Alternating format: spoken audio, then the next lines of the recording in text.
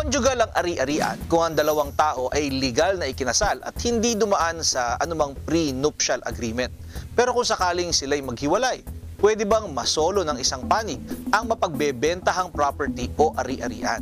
Gaya ng inilapit sa atin ni Sara Albaita, nabibigyan natin ng payong legal. Kami po ng husband ko ay almost 10 years nang separated. Kasal po kami at meron po kaming amicable settlement na ang lahat ng investments namin noong kami pa ay nagsasama ay ibinigay na niya sa akin. Pumirma po siya at ang nakasaad doon na in time na ibenta ko ay wala na dapat siyang share kasi hindi naman siya ang nagsosuporta sa akin. Pwede ko bang ibenta itong bahay namin nang wala na siyang share na makukuha?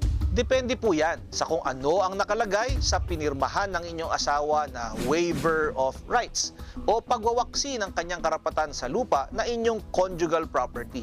Depende rin po ito kung ano ba ang nakalagay sa title ng property. Ito ba ay spouses de la Cruz or nakalagay lamang ay Juan de la Cruz married to Maria. Pag spouses ang nakalagay, ibig sabihin ay sa inyong mag-asawa ang lupa at kailangan ang pahintulot ninyong dalawa bago maibenta ang nasabing lupa. Pero kung ang nakalagay ay Juan de la Cruz married to Maria lamang, ibig pong sabihin description lamang ito sa titulo. Dinidescribe lamang na kasal si Juan kay Maria at hindi ibig sabihin ay sa kanilang mag-asawa ang nasabing lupa. Kaya maaaring ibenta ng walang lagda o pahintulot ang asawang nakasaad lamang na married to. Dito sa kasong ito, si Maria.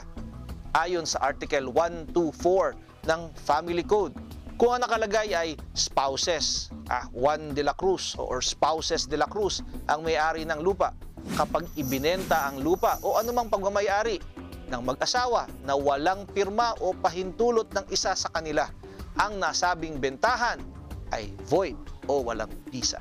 Kung kayo po ay may nais ikonsulta sa inyong lingkod, i-follow lang ang Facebook page ng Good Morning Kapatid. Mangyaring i-private message po ninyo sa akin ang inyong mga katanungan. Maraming salamat po.